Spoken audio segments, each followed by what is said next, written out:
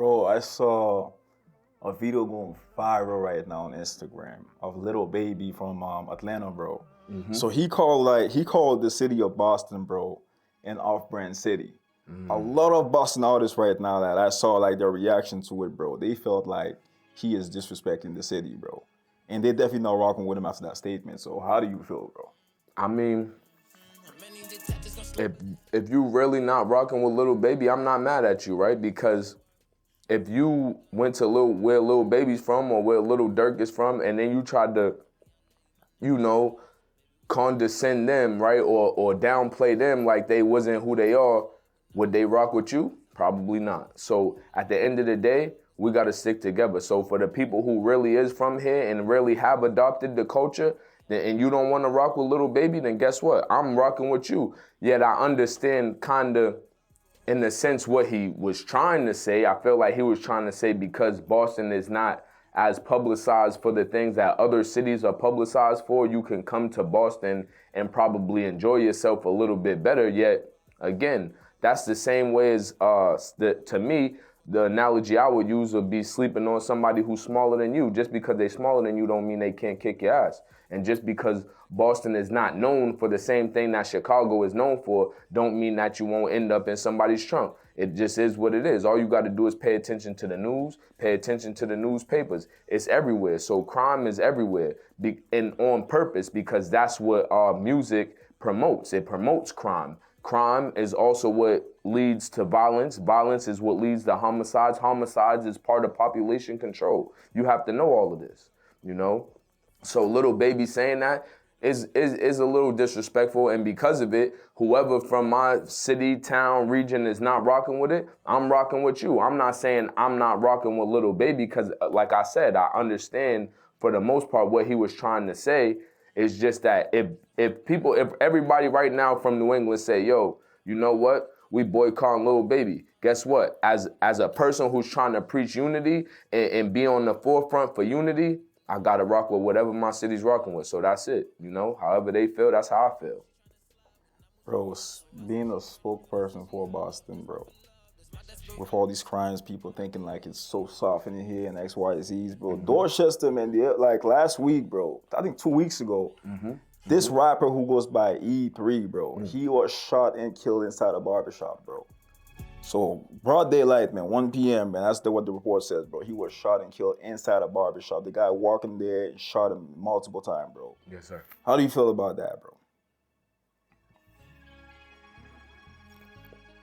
First and foremost, I just want to have a moment of silence for him and his family. Peace. So about that situation, I really don't, I know about the situation, and as a retired street nigga, excuse my French, I'm not a nigga at all, yet just because it's form-fitting, the phrase is form-fitting, I utilized it. Yet as a retired person who was part of the streets, I'm well aware of what's going on, and I'm well aware of the situation, to the point where I could, if I wanted to, give information that other people probably don't have, and not necessarily about the crime itself, right? Because every piece of information I have, I'm pretty sure the police have because it was on video. Yet for the people who are not from here and the people who didn't see everything or don't really know what's going on, there's video that has surfaced about it that highlights the whole situation.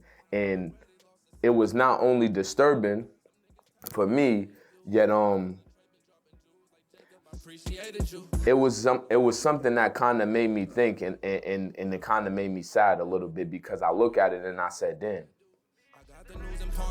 with all of the young people that's following music and mainly drill rap in other cities. Again, let's go back to how people don't think Boston is what it is. We, just like everybody else, a city who also has urban neighborhoods, and these urban neighborhoods have people in it that are plagued with crime. So when I look at that situation and I think about all of that, I think to myself like, damn, yeah, that happens. And I'm not super duper shocked and confused about it yet. I'm like, I'm empathetic, right? I look at it and I said, dang, that could be my cousin. That could be my brother. That could be anybody. You know what I mean? And for people watching, that could be your cousin. That could be your brother. That could be anybody.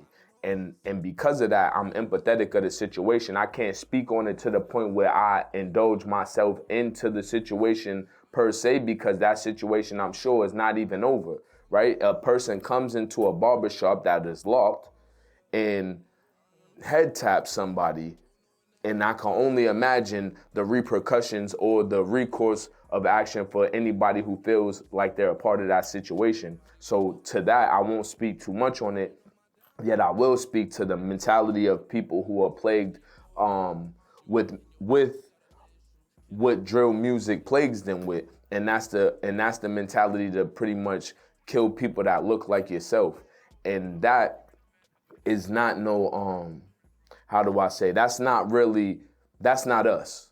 You know what I'm saying?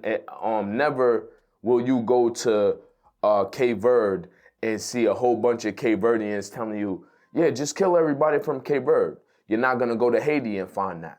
You're not gonna go to Trinidad and find that. You're not gonna go to any of these islands and find that. You're not gonna go to Africa even and find that. And these are places where they have tribes and people who are already, I won't say against each other yet, already adversaries to some extent. Only here can you come and find people who are so brainwashed that they want to kill somebody who looks exactly like them instead of build something with them so that they can fight against the people who they're supposed to really be going up against, which is the people who control America, right? That's what capitalism is. There's 1% of the whole America that controls all of the finances, and we're too busy fighting against the rest of the 99% of the people for no reason.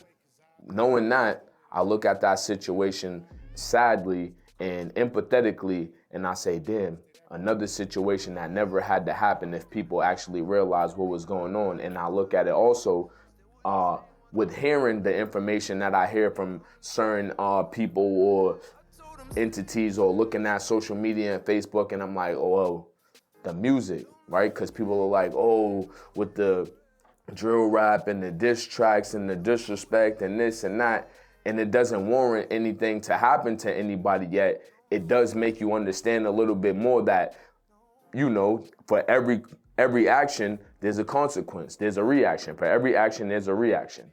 And you know, it's sad to say, it is what it is in a sense, and it just doesn't take away from the fact that it's disheartening.